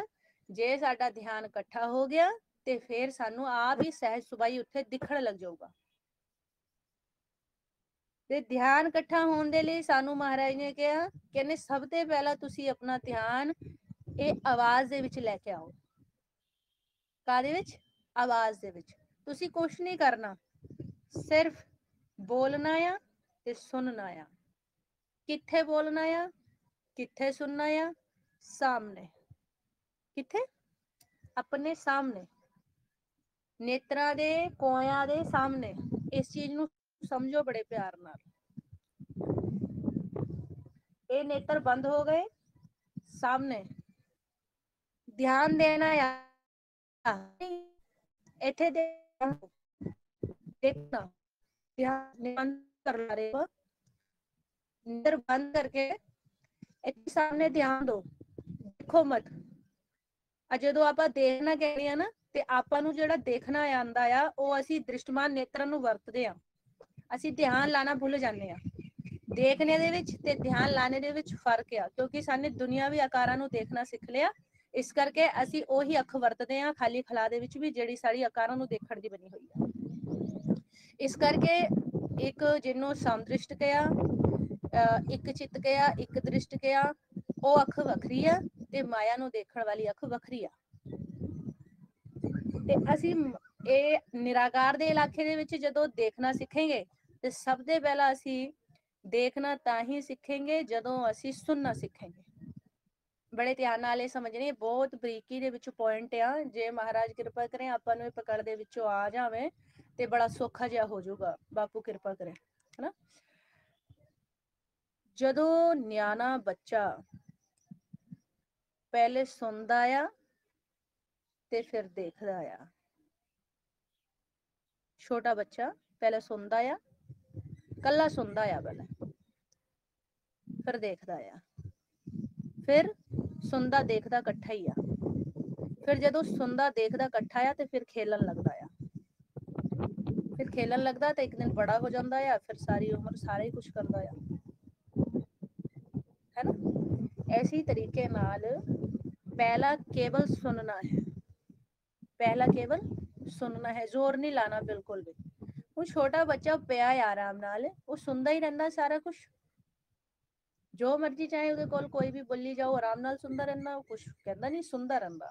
ਇਸ ਕਰਕੇ ਕੇਵਲ ਆਪਾਂ ਨੂੰ ਵਾਹ ਤੇ ਗੁਰੂ ਸੁਣਨਾ ਹੈ, ਵਾਹ ਗੁਰੂ, ਵਾਹ ਗੁਰੂ, ਵਾਹ ਗੁਰੂ। ਇਹਨੂੰ ਨੇਤਰ ਬੰਦ ਕਰਕੇ ਪਿਆਰ ਨਾਲ, ਬੜੇ ਸਹਿਜ ਸੁਭਾਈ ਨੇਤਰ ਬੰਦ ਕਰਨੇ ਤੇ ਨੇਤਰ ਬੰਦ ਕਰਕੇ ਇੱਥੇ ਧਿਆਨ ਦੇਣਾ ਸਾਹਮਣੇ। ਇੱਥੇ ਬੋਲਣਾ ਵਾਹ ਗੁਰੂ, ਵਾਹ ਗੁਰੂ, ਵਾਹ ਗੁਰੂ, ਵਾਹ ਗੁਰੂ। ਫਿਰ ਸਾਡਾ ਧਿਆਨ ਨੇਤਰਾਂ ਦਾ ਵੀ, ਜਿਹੜਾ ਸਾਨੂੰ ਮਹਾਰਾਜ ਨੇ ਕਿਹਾ ਵੀ ਤੁਸੀਂ ਰਸਨਾ ਦੇ ਰਾਹੀਂ ਜਪੋ, ਕੰਨਾਂ ਨਾਲ ਸੁਣੋ ਤੇ ਨੇਤਰਾਂ ਰਾਹੀਂ ਦੇਖੋ, ਉਹ ਤਿੰਨੋਂ ਹੀ ਪੁਆਇੰਟ ਸਾਡੇ ਇੱਥੇ ਇਕੱਠੇ ਹੋ ਜਾਣਗੇ ਸਾਹਮਣੇ। ਜਦੋਂ ਇੱਥੇ ਇਕੱਠੇ ਹੋ ਜਾਣਗੇ, ਇਹਨਾਂ ਨੂੰ ਇਕੱਠੇ ਕਰਨ ਨੂੰ ਮਹਾਰਾਜ ਕਹਿ ਰਹੇ ਆ ਵੀ ਰਸਨਾ ਰਾਹੀਂ ਬੋਲੋ, ਕੰਨਾਂ ਨਾਲ ਸੁਣੋ ਤੇ ਨੇਤਰਾਂ ਰਾਹੀਂ ਦੇਖੋ। ਤੇ ਮਨ ਬੋਲੂਗਾ ਵੀ ਤਾਂ ਵੀ ਧਿਆਨ ਦੇ ਰਾਹੀਂ, ਸੁਣੂਗਾ ਤਾਂ ਵੀ ਧਿਆਨ ਦੇ ਰਾਹੀਂ, ਔਰ ਦੇਖੂਗਾ ਤਾਂ ਵੀ ਧਿਆਨ ਦੇ ਰਾਹੀਂ। ਇਹ ਤਿੰਨੋਂ ਹੀ ਪੁਆਇੰਟ ਮਨ ਨੂੰ ਧਿਆਨ ਦੇ ਰਾਹੀਂ ਇਕੱਠਾ ਕਰਨ ਦੇ ਹੈ। ਇਹ ਜਿਹੜੀਆਂ ਸਾਡੀਆਂ ਗਿਆਨ ਇੰਦਰੀਆਂ ਆ, ਸਾਡੀ ਰਸਨਾ, ਸਾਡੇ ਨੇਤਰ ਤੇ ਸਾਡੇ ਕੰਨ, ਇਹ ਤਿੰਨੋਂ ਹੀ ਪੁਆਇੰਟ ਮਹਾਰਾਜ ਨੇ ਕਿਹਾ ਇਹਨਾਂ ਨੂੰ ਤਿੰਨਾਂ ਨੂੰ ਇੱਕ ਜਗ੍ਹਾ ਇਕੱਠੇ ਕਰ ਦੋ ਬਾਹਰ। ਕਿਵੇਂ ਇਕੱਠੇ ਹੋਣਗੇ ਇਹ? ਕਿ ਜੋ ਬੋਲਾ ਜਾ ਰਿਹਾ ਹੈ ਉਹਨੂੰ ਸੁਣੋ, ਕਿਉਂਕਿ ਜੋ ਤੁਸੀਂ ਬੋਲ ਕੇ ਛੁੱਟ ਰਹੇ ਹੋ ਉਹ ਤੁਸੀਂ ਇਸ ਜਗ੍ਹਾ ਛੁੱਟ ਰਹੇ ਹੋ ਸਾਹਮਣੇ, ਜਿੱਥੇ ਤੁਹਾਡੇ ਪੌਣ ਅੰਦਰ ਜਾ ਕੇ ਬਾਹਰ ਨਿਕਲ ਰਹੀ ਆ। ਅਗਰ ਤੁਸੀਂ ਪੌਣ ਦੇ ਰਾਹੀਂ ਤਿਆਰ ਹੋਈ ਹੋਈ ਆਵਾਜ਼ ਨੂੰ ਵਾਕਈ ਧਿਆਨ ਨਾਲ ਸੁਣ ਰਹੇ ਹੋ ਤੇ ਉਹ ਆਵਾਜ਼ ਵਾਪਸ ਮੁੜ ਕੇ ਇੱਥੇ ਸਾਹਮਣੇ ਜਾ ਕੇ ਸਮਾ ਰਹੀ ਆ, ਤੇ ਤੁਸੀਂ ਤਿੰਨਾਂ ਹੀ ਪੁਆਇੰਟਾਂ ਦੇ ਰਾਹੀਂ ਉੱਥੇ ਚਲੇ ਜਾਓਗੇ। ਇਸ ਨੂੰ ਧਿਆਨ ਨਾਲ ਸਮਝ ਲਓ। ਆਪਾਂ ਜੋ ਵਾਰ-ਵਾਰ ਕਹਿੰਦੇ ਆ ਕਿ ਆਪਣਾ ਧਿਆਨ ਸਾਹਮਣੇ ਲੈ ਜਾਓ, ਆਪਣਾ ਧਿਆਨ ਸਾਹਮਣੇ ਲੈ ਕੇ ਜਾਓ, ਹੈ ਨਾ। ਇਹਨੂੰ ਮਹਾਰਾਜ ਕਹਿੰਦੇ ਮਨ ਤਿਰਕੁਟੀ ਪਾਰ ਕਰ ਗਿਆ। ਇਹਨੂੰ ਜਿੰਨਾ ਪੁਰਾਣੇ ਸਮੇਂ ਦੇ ਵਿੱਚ ਰਿਸ਼ੀ ਮੁਨੀ ਤਿਰਕੁਟੀ ਤੋਂ ਆਸਨ ਬੰਦਦੇ ਤੇ, ਹੈ ਨਾ, ਤੇ ਮਹਾਰਾਜ ਇਹਨੂੰ ਸਹਿਜ ਗੁਫਾ ਕਹਿ ਰਹੇ ਆ। ਇਹਨੂੰ ਮਹਾਰਾਜ ਮਾਲਿਕ ਦਾ ਦਰ ਕਹਿ ਰਹੇ ਵੀ ਇੱਥੋਂ ਬੈਠੋ ਜਾ ਕੇ, ਇੱਥੇ ਦਰ ਤੇ ਜਾ ਕੇ ਬੈਠੋ, ਜਿਹਨੂੰ ਭਗਤ ਕਬੀਰ ਜੀ ਆਪਾਂ ਨੂੰ ਦੱਸ ਰਹੇ ਆ, ਸੁਣਨਾ ਸੁਣ ਮਿਲਿਆ ਸਮਦਰਸੀ, ਪੌਣ ਰੂਪ ਹੋ ਜਾਵੇਂਗੇ। यही है पौण रूप होना, और पौण रूप होके सामने आ जाना। पौण रूप हो जावेंगे बहुर हम काहे आवेंगे। ਇੱਥੇ ਆ ਜਾਓ, ਜ਼ੋਰ ਨਹੀਂ ਲਾਣਾ ਬਿਲਕੁਲ ਵੀ, ਬੜੇ ਪਿਆਰ ਨਾਲ ਵਿਚਾਰ ਨੂੰ ਸਮਝਣਾ ਆ। ਵਾਹ ਗੁਰੂ, ਆਪਾਂ ਨੂੰ ਜਲਦੀ ਕਾਦੀ ਆ? ਆਪਾਂ ਜਦੋਂ ਸਿਮਰਨ ਕਰਨ ਬੈਠੇ ਆ ਆਪਾਂ ਨੂੰ ਕਾਲੀ ਆ ਹਾਏ ਜਲਦੀ, ਜਦਕਿ ਜਲਦੀ ਛੱਡਣੀ ਹੈ। ਆਪਾਂ ਸਹਿਜ ਦੀ ਅਵਸਥਾ ਚ ਆਣਾ ਹੈ। ਜਲਦੀ ਦੀ ਅਵਸਥਾ ਤਾਂ ਆਪਾਂ ਪਹਿਲੇ ਤੇ ਹੀ ਤੁਰ ਰਹੇ ਹਾਂ। ਇਸ ਕਰਕੇ ਆਪਾਂ ਨੂੰ ਰੁਕਣਾ ਹੈ, ਆਪਾਂ ਨੂੰ ਰੁਕਣਾ ਹੈ। ਕਾਦੇ ਰਾਹੀਂ? ਵਾਹ, ਜਿਤਨਾ ਹੋ ਸਕੇ ਉਤਨਾ ਠਹਿਰਾਵ ਨਾਲ ਸਿਮਰਨ ਹੋਣਾ ਚਾਹੀਦਾ। ਉਹ ਠਹਿਰਾਵ ਕਿਹੜਾ ਹੋਣਾ ਚਾਹੀਦਾ ਆ? ਵਾਹ ਤੇ ਗੁਰੂ ਦੇ ਵਿੱਚ ਉਹ ਮਨ ਇਕੱਠਾ ਹੋ ਰਿਹਾ ਹੋ, ਨਾ ਕਿ ਖਿਲਰ ਰਿਹਾ ਹੋ। ਭਾਵੇਂ ਆਵਾਜ਼ ਉੱਚੀ ਹੋ, ਭਾਵੇਂ ਆਵਾਜ਼ ਘੱਟ ਹੋ। ਆਵਾਜ਼ ਉੱਚੀ ਤੇ ਘੱਟ ਹੋਣ ਦਾ ਮਤਲਬ ਨਹੀਂ ਹੁੰਦਾ, ਇਹਦੇ ਵਿੱਚ ਜੋ ਹੈ ਕਿ ਮਨ ਦਾ ਇਕੱਠਾ ਹੋਣਾ। ਵਾਹ ਗੁਰੂ, ਵਾਹ ਗੁਰੂ, ਵਾਹ ਗੁਰੂ, ਵਾਹ ਗੁਰੂ, ਵਾਹ ਗੁਰੂ। ਇਤਨੇ ਧਿਆਨ ਨਾਲ ਸਿਮਰਨ ਕਰੋ ਕਿ ਸਾਰਾ ਹੀ ਕੁਝ ਭੁੱਲ ਜਾਵੇ, ਸਿਰਫ ਸਿਮਰਨ ਹੀ ਸੁਣਾਈ ਦੇ। ਜਦੋਂ ਇਸ ਤਰੀਕੇ ਨਾਲ ਸਿਮਰਨ ਹੋਊਗਾ, ਪੌਣ ਸਮ ਹੋਣੀ ਸ਼ੁਰੂ ਹੋ ਜਾਊਗੀ, ਔਰ ਜਦੋਂ ਪੌਣ ਸਮ ਹੋਣੀ ਸ਼ੁਰੂ ਹੋ ਜਾਊਗੀ, ਥੋੜੇ ਹੀ ਸਮੇਂ ਦੇ ਵਿੱਚੋਂ ਮਨ ਸਰੀਰ ਤੋਂ ਵੱਖ ਹੋ ਜਾਊਗਾ। ਕਿਉਂ? ਕਿਉਂਕਿ ਜਿੱਦਾਂ ਹੀ ਪੌਣ ਸਮ ਹੋਈ ਮਨ ਸਰੀਰ 'ਚ ਬੈਠੂਗਾ ਹੀ ਨਹੀਂ। ਮਨ ਭੱਜ ਕੇ ਬਾਹਰ ਚਲਾ ਜਾਂਦਾ, ਆਪ ਦੇ ਘਰ ਬਹਿੰਦਾ ਹੀ ਨਹੀਂ ਸਰੀਰ 'ਚ, ਕਿਉਂਕਿ ਉਹਨੂੰ ਇੰਨਾ ਸੁੱਖ ਮਿਲਦਾ ਆ। ਉਹ ਕਿਉਂਕਿ ਤ੍ਰੈਗੁਣ ਉਹਨੂੰ ਤੰਗ ਕਰਦੇ ਆ, ਵਿਚਾਰ ਉਹਨੂੰ ਤੰਗ ਕਰਦੇ ਆ। ਲੇਕਿਨ ਜਿੱਦਾਂ ਹੀ ਉਹ ਪੰਜਾਂ ਦੀ ਪਕੜ ਤੋਂ ਬਾਹਰ ਹੁੰਦਾ ਆ, ਉਹ ਇੱਕ ਛਿਨ ਵੀ ਨਹੀਂ ਲਾਉਂਦਾ ਮਨ ਸਰੀਰ ਤੇ ਬਾਹਰ ਜਾਣ ਦੇ ਲਈ, ਉੱਥੇ ਹੀ ਬਹਿ ਜਾਂਦਾ ਆਪਣੇ ਘਰ, ਕਿਉਂਕਿ ਉੱਥੇ ਸੁੱਖ ਹੈ। ਇਸੇ ਤਰੀਕੇ ਨਾਲ ਜਦੋਂ ਆਪਾਂ ਇਹ ਸਿਮਰਨ ਧਿਆਨ ਦੇ ਰਾਹੀਂ ਕਰਾਂਗੇ, ਬੜੇ ਪਿਆਰ ਨਾਲ ਤੇ ਬੜੀ ਤਸੱਲੀ ਨਾਲ, ਕੋਈ ਸਮੇਂ ਦਾ ਚੇਤਾ ਨਹੀਂ, ਕੋਈ ਉੱਚੀ ਬੋਲਣ ਦਾ, ਨੀਵੇਂ ਬੋਲਣ ਦਾ, ਕੋਈ ਕਿਸੇ ਚੀਜ਼ ਦਾ ਚੇਤਾ ਨਹੀਂ, ਬਸ ਇੱਕ ਚੇਤਾ, ਵਾਹ ਗੁਰੂ, ਵਾਹ ਗੁਰੂ, ਵਾਹ ਗੁਰੂ, ਵਾਹ ਗੁਰੂ। ਪਹਿਲਾ ਇਹ ਗੱਲ ਧਿਆਨ ਦੇ ਵਿੱਚ ਦੁਬਾਰਾ ਆਪਾਂ ਪ੍ਰਵੱਖ ਕਰ ਲਓ। ਕਿਰਪਾ ਅਕਾਲ ਪੁਰਖ ਜੀ ਨੇ ਕਰਨੀ ਆ, ਲੇਕਿਨ ਜੋ ਗਿਆਨ ਸਾਨੂੰ ਗੁਰਮਤਿ ਦੇ ਰਹੀ ਆ, ਗੁਰੂ ਸਾਹਿਬ ਦੇ ਰਹੇ ਆ, ਉਹ ਇਹ ਦੇ ਰਹੇ ਆ ਕਿ ਅਸੀਂ ਜੋ ਖਿਲਰੇ ਹੋਏ ਆ, ਸਾਨੂੰ ਜੋ ਮਾਲਿਕ ਨਹੀਂ ਸੁਣ ਰਹੇ, ਸਾਨੂੰ ਜੋ ਮਾਲਿਕ ਨਹੀਂ ਸੁਣਾਈ ਦੇ ਰਹੇ, ਮਾਲਿਕ ਦੀ ਮੁਖ ਦੀ ਆਵਾਜ਼ ਸਾਨੂੰ ਨਹੀਂ ਸੁਣਾਈ ਦੇ ਰਹੀ, ਸਾਨੂੰ ਅਕਾਲ ਪੁਰਖ ਜੀ ਨਹੀਂ ਦਿਸ ਰਹੇ, ਇਹਦਾ ਸਿਰਫ ਇੱਕ ਹੀ ਕਾਰਨ ਹੈ ਕਿ ਅਸੀਂ ਧਿਆਨ ਰੂਪ ਹੋ ਕੇ ਵਿਚਾਰਾਂ ਦੇ ਵਿੱਚ ਖਿਲਰ ਗਏ। ਇਹਨੂੰ ਬਾਰ-ਬਾਰ ਸਮਝੋ। ਨੇਤਰ ਹੁੰਦਿਆਂ ਹੋਇਆ ਸਾਨੂੰ ਮਾਲਿਕ ਦਿਸਦੇ ਨਹੀਂ, ਕੰਨ ਹੁੰਦਿਆਂ ਹੋਇਆ ਮਾਲਿਕ ਦੀ ਮੁਖ ਦੀ ਆਵਾਜ਼ ਸਾਨੂੰ ਸੁਣਦੀ ਨਹੀਂ, ਮਾਲਿਕ ਦੇ ਨਾਲ ਗੱਲਬਾਤ ਹੁੰਦੀ ਨਹੀਂ, ਮਾਲਿਕ ਦੇ ਘਰ ਆਪ ਦੇ ਸਾਡੇ ਨਿਜ ਘਰ ਸਾਡਾ ਆਣਾ ਜਾਣਾ ਹੁੰਦਾ ਨਹੀਂ। ਇਹਦਾ ਸਿਰਫ ਇੱਕ ਹੀ ਕਾਰਨ ਹੈ, ਉਹ ਕਾਰਨ ਹੈ ਕਿ ਅਸੀਂ ਧਿਆਨ ਰੂਪ ਹੋ ਕੇ ਤ੍ਰੈ ਗੁਣਾ ਦੇ ਵਿੱਚ ਖਿਲਰ ਗਏ। ਇਸ ਕਰਕੇ ਮਹਾਰਾਜ ਕਹਿ ਰਹੇ ਤੁਸੀਂ ਦੇਖਣਾ ਤਾਂ ਸਿੱਖੋਗੇ ਜਦੋਂ ਤੁਸੀਂ ਸੁਣਨਾ ਸਿੱਖੋਗੇ, ਬੜੇ ਪਿਆਰ ਨਾਲ, ਕਿਉਂਕਿ ਤੁਸੀਂ ਪਹਿਲਾਂ ਧਿਆਨ ਲਾਓ, ਤੁਸੀਂ ਦੇਖਣਾ ਮਤ ਸਿੱਖੋ। ਤੁਹਾਨੂੰ ਜੇ ਭੁਲੇਖਾ ਪੈ ਗਿਆ, ਮਹਾਰਾਜ ਕਹਿੰਦੇ ਕਿ ਤੁਸੀਂ ਦੇਖੀ ਜਾ ਰਹੇ ਹੋ, ਮਹਾਰਾਜ ਇਹ ਗਿਆਨ ਦੇ ਰਹੇ ਆ ਜੇ ਤੁਸੀਂ ਸੁਣਨਾ ਹੀ ਨਹੀਂ ਸਿੱਖੇ ਤਾਂ ਤੁਸੀਂ ਦੇਖਣਾ ਕਦੀ ਸਿੱਖ ਹੀ ਨਹੀਂ ਸਕਦੇ। ਕਿਉਂ? ਕਿਉਂਕਿ ਸੰਤੁਲਨ ਸਮ ਨਹੀਂ ਹੋਇਆ, ਕਿਉਂਕਿ ਸੰਤੁਲਨ ਪਾਉਣ ਦਾ ਵਿਗੜਿਆ ਹੋਇਆ ਆ।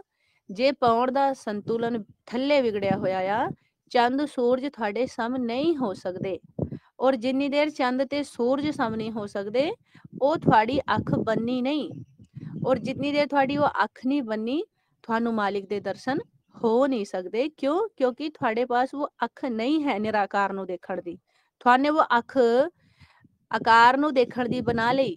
ਤੁਹਾਡਾ ਧਿਆਨ ਤ੍ਰੈਗੁਣੀ ਮਾਇਆ ਦੇ ਵਿੱਚ, ਆਕਾਰਾਂ ਦੇ ਵਿੱਚ ਤੇ ਵਿਚਾਰਾਂ ਦੇ ਵਿੱਚ ਖਿਲਰ ਗਿਆ।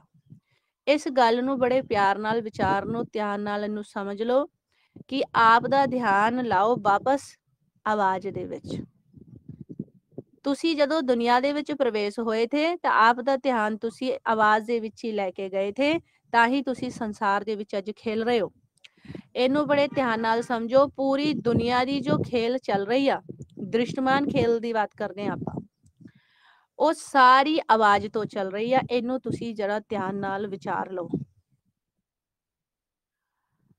ਹਰ ਕੋਈ ਇੱਕ ਦੂਜੇ ਦੇ ਨਾਲ ਜੇ ਜੁੜਿਆ ਹੋਇਆ ਹੈ, ਦ੍ਰਿਸ਼ਟਮਾਨ ਦੇ ਵਿੱਚ ਵੀ ਆਵਾਜ਼ ਦੇ ਕਰਕੇ ਜੁੜਿਆ ਹੋਇਆ ਹੈ।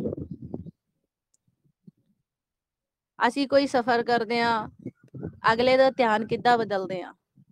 ਅਸੀਂ ਇੱਕ ਹੀ ਰੋਡ ਤੋਂ ਚੱਲ ਰਹੇ ਆ, ਇੱਕ ਹੀ ਸਾਈਡ ਨੂੰ ਜਾ ਰਹੇ ਆ, ਲੇਕਿਨ ਸਾਡੇ ਗਾਂ ਕੋਈ ਆ, ਸਾਡੇ ਅੱਗੇ ਕੋਈ ਆ, ਅਸੀਂ ਉਹਨੂੰ ਹਾਰਨ ਦਿੰਦੇ ਆ, ਸਾਡੇ ਪਿੱਛੇ ਵਾਲਾ ਸਾਨੂੰ ਹਾਰਨ ਦਿੰਦਾ ਆ। ਅਸੀਂ ਘਰ ਦੇ ਵਿੱਚ ਕਿਸੇ ਨੂੰ ਬੁਲਾਉਂਦੇ ਆ, ਆਵਾਜ਼ ਦਿੰਦੇ ਆ, ਸਾਨੂੰ ਕੋਈ ਆਵਾਜ਼ ਦਿੰਦਾ। ਪੂਰੀ ਦੁਨੀਆ ਦੀ ਜੋ ਖੇਲ ਚੱਲ ਰਹੀ ਆ, ਇਹ ਆਵਾਜ਼ ਦੇ ਰਾਹੀਂ ਇੱਕ ਦੂਸਰੇ ਦੇ ਸਾਥ ਇੱਕ ਖੇਲ ਚੱਲ ਰਹੀ ਆ, ਦ੍ਰਿਸ਼ਟਮਾਨ ਵੀ।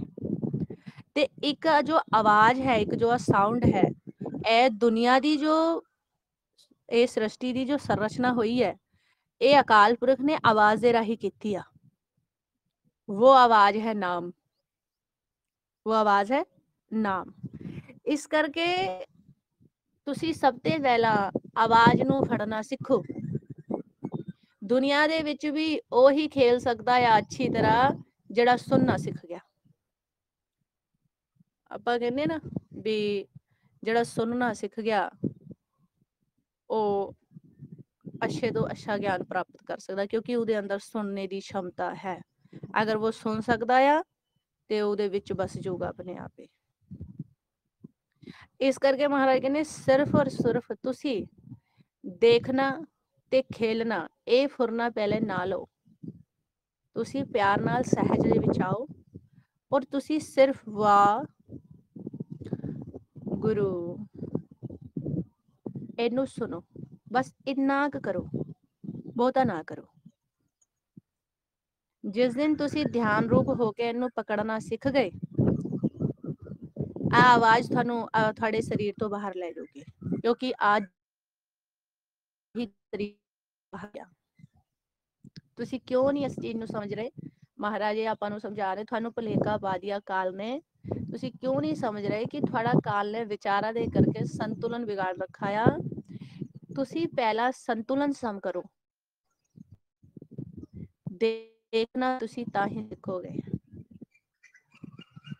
ਜੇ ਤੁਹਾਡਾ ਸੰਤੁਲਨ ਸਮ ਹੋ ਗਿਆ, ਤੁਸੀਂ ਆਟੋਮੈਟਿਕ ਆਵਾਜ਼ ਦੇ ਸਾਥ ਆ ਹੀ ਜਾਣਾ। ਜਦੋਂ ਮੈਂ ਕਹਿੰਦੇ ਵੀ ਅਸੀਂ ਬਾਹਰ ਰੂਪ ਦਾ ਹੋਏਗੇ, ਮਹਾਰਾਜ ਨੇ ਬਾਹਰ ਉਹਦੇ ਵਿੱਚ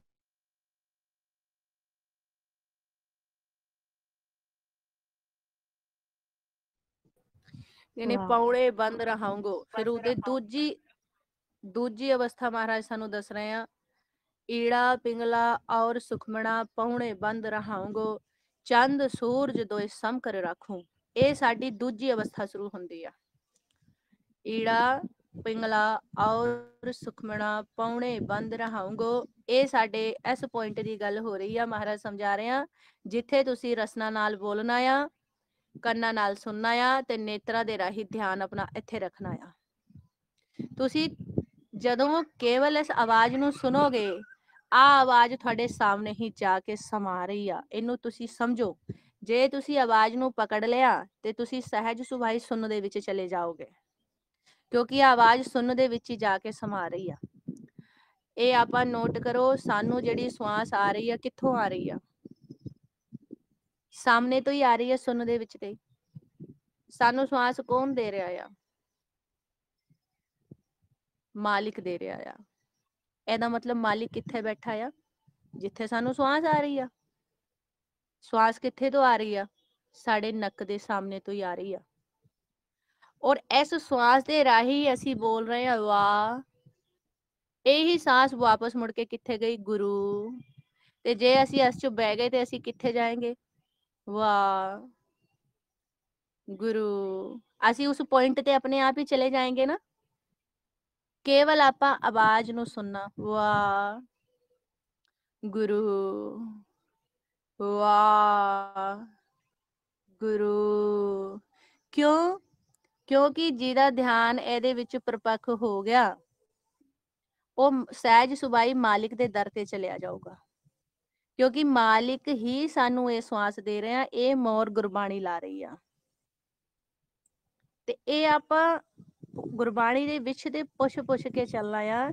ਗੁਰਬਾਣੀ ਦੇ ਵਿੱਚ ਗੁਰੂ ਸਾਹਿਬ ਸਾਨੂੰ ਕਹਿ ਰਹੇ ਆ ਕਿ ਅਕਾਲ ਪੁਰਖ ਪਰਮਾਤਮਾ ਜੀ ਸਾਨੂੰ ਆਪ ਸਵਾਸ ਦੇ ਕੇ ਜਿੰਦਾ ਰੱਖ ਰਹੇ ਆ ਤੇ ਸਵਾਸਾਂ ਦੀ ਗ੍ਰਾਹੀ ਸਾਨੂੰ ਦੇ ਰਹੇ ਆ।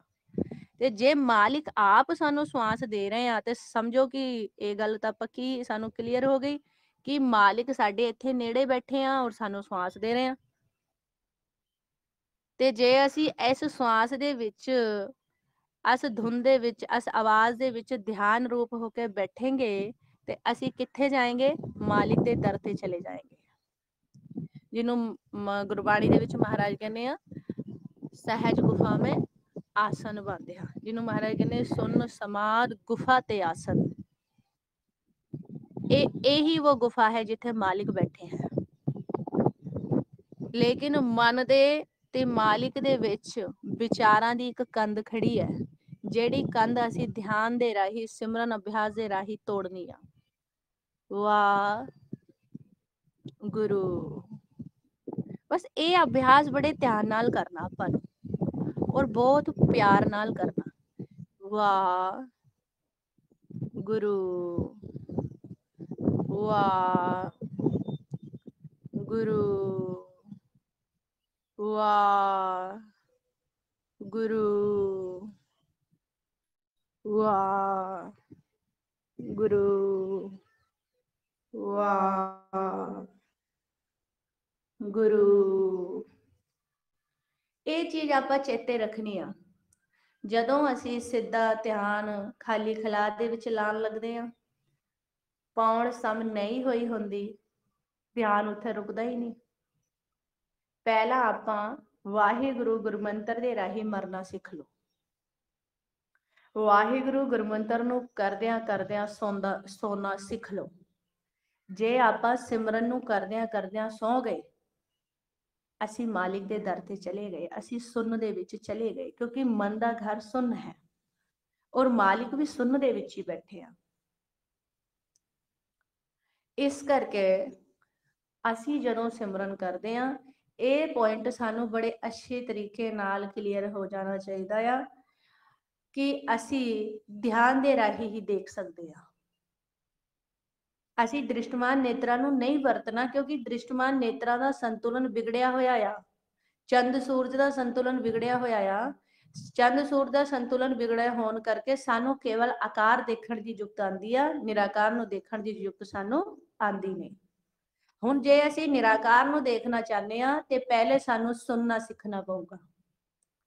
ਜਦੋਂ ਅਸੀਂ ਸੁਣਨਾ ਸਿੱਖਾਂਗੇ, ਸਾਡਾ ਧਿਆਨ ਰੁਕੂਗਾ, ਉਸ ਇਲਾਕੇ ਦੇ ਵਿੱਚ ਧਿਆਨ ਰੁਕੂਗਾ, ਨਿਰਾਕਾਰ ਦੇ ਇਲਾਕੇ ਦੇ ਵਿੱਚ।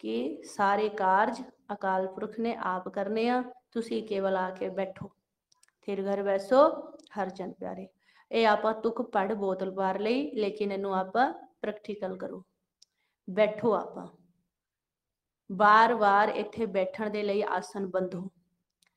संगत दे विच समय मिलदा आ तां भी समदृष्ट होकर सिमरन करो, इक्को जी आवाज़ दे विच रल के सिमरन करना ताकि एक दूजे का ध्यान ना टुटे। जदों आपां समदृष्ट होकर सिमरन करेंगे बड़ी छेती साड़ा ध्यान लग जाऊगा।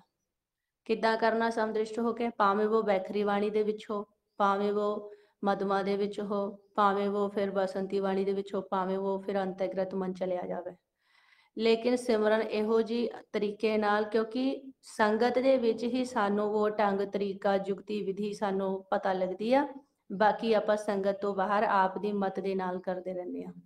इस करके संगत दे विच आके बह के इक्को जे इक्को तरीके नाल रल के गुरमत दे राही सिमरन करना आपां सिखो। कोई काली नहीं करनी, बड़े प्यार नाल ये ध्यान दा पॉइंट आ, इनू फड़ो। इनू ना फड़दियां होया ही अपना संतुलन सम नहीं हुंदा। ਇਹਦੇ ਕਰਕੇ ही गुरमुख प्यारिओ साडे मन की खुराक साडी रसना तो नहीं आती। ये बहुत बड़ा पॉइंट आ। ये मन खब्बे ते सज्जे वार वार हो रहा आ, पाउण सम नहीं हो रही, पाउण सम नहीं हो रही, वो दरवाजा नहीं खुल रहा, वो दर नहीं खुल रहा जिन्हों गुरु साहब कूड़ दी पाल कह रहे हैं। वो कूड़ दी पाल नहीं टुट रही, इस करके वो जिहड़ा एक रस चल रहा आ, महाराज ने सानू की हुक्म किया, बड़े ध्यान नाल इनू विचारो। कितनी बार आपां ये विचार सरवण कर लई, अमृत कुंटा अंतर भरिया सबदे काड़ पियो पनहारी। एक एक शब्द गुरबाणी दा ਇਹਦੀ कोई कीमत नहीं लाई जा सकती, ਇਹਦੇ ਵਿੱਚ ਤੇ खजाना ही खजाना निकलना आ, ਜਿਹੜਾ सानू गुरु साहब कह रहे हैं कि तुसी शब्द दे राही मंथन तां करो, और शब्द दे राही जिवें तुसी ध्यान नाल मंथन करना आ, बस ये गल चेते रखनी आ कि तुसी जड़ा मंथन करना आ वो जरा ध्यान नाल करो। जे तुसी ध्यान नाल मंथन करना सीख गए, तुसी आप दा अमृत दा कुंटा जिहड़ा भरिया होया आ उहदे विच ते तुसी अमृत पी सकदे हो। बस तुसी जुगती नूं परपक्ष कर लो, जोर ना जुगती छुटे संसार। ये बड़ी डूंघे पॉइंट है गुरबाणी दे विच। गुरबाणी सारी ही जुगती है।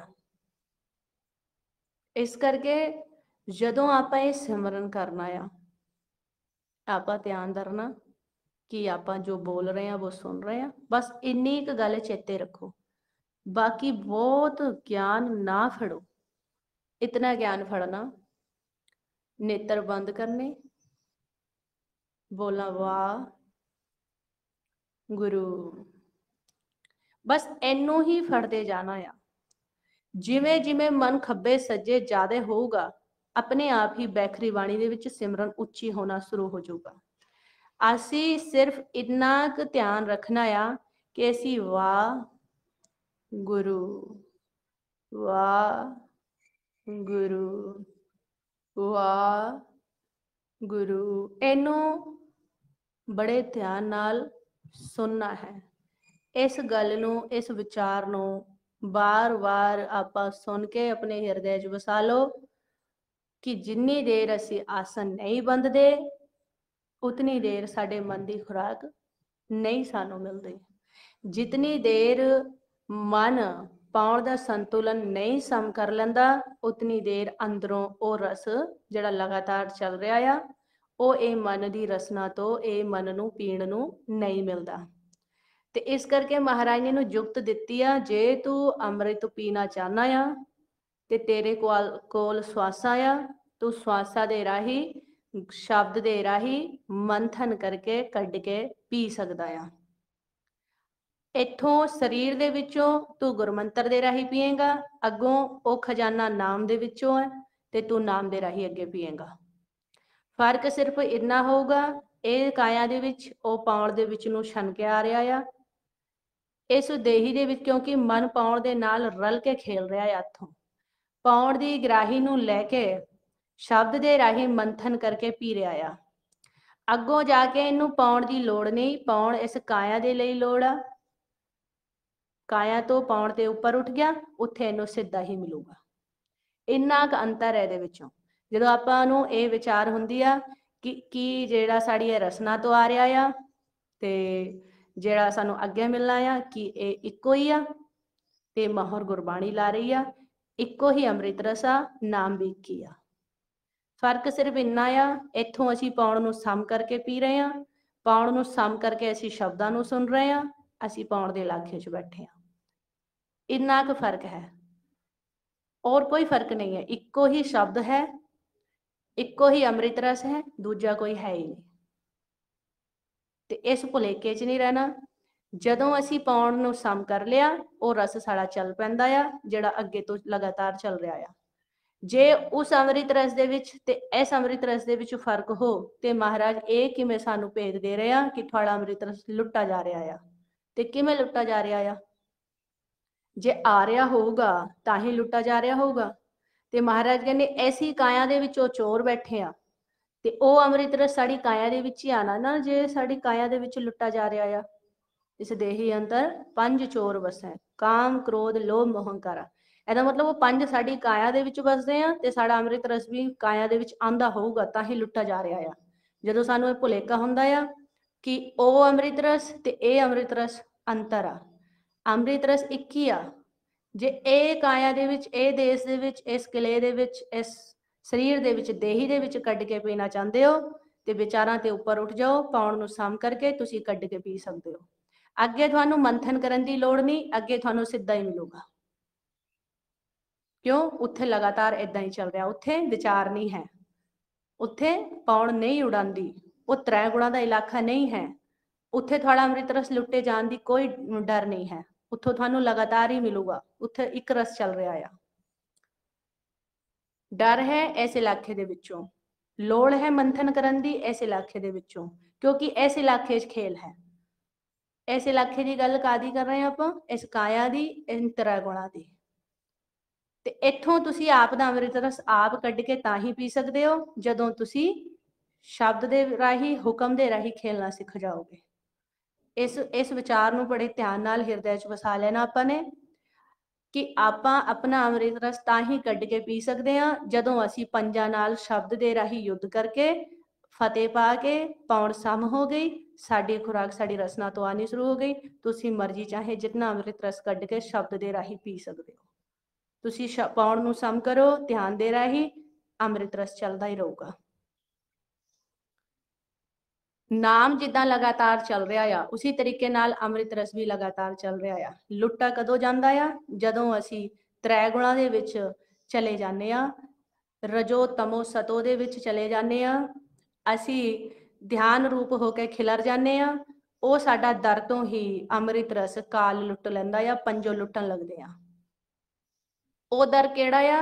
ਜਿੱਥੇ ਉੱਪਰ ਪੌਣ ਘੁੰਮ ਰਹੀ ਆ, ਜਿੱਥੇ ਪੌਣ ਘੁੰਮ ਰਹੀ ਆ, ਜਿੱਥੇ ਕੰਨ ਸਾਡੇ ਨੇਤਰ ਤੇ ਸਾਡੀ ਰਸਨਾ ਦਾ ਇੱਕ ਪੁਆਇੰਟ ਆ, ਉਸ ਪੁਆਇੰਟ ਤੋਂ ਸਾਡਾ ਅੰਮ੍ਰਿਤ ਰਸ ਲੁੱਟਾ ਜਾ ਰਿਹਾ। ਬੜੇ ਧਿਆਨ ਨਾਲ ਇਸ ਵਿਚਾਰ ਨੂੰ ਸਮਝੋ। ਉਸ ਪੁਆਇੰਟ ਤੋਂ ਸਾਡਾ ਕਾਲ, ਇਹ ਪੰਜ ਸਾਡਾ ਅੰਮ੍ਰਿਤ ਰਸ ਲੁੱਟ ਰਹੇ ਆ। इस पॉइंट नूं आपां समझना आ, इत्थों लुट्टा जा रहा आ, जिहड़ी साडी खुराक आ,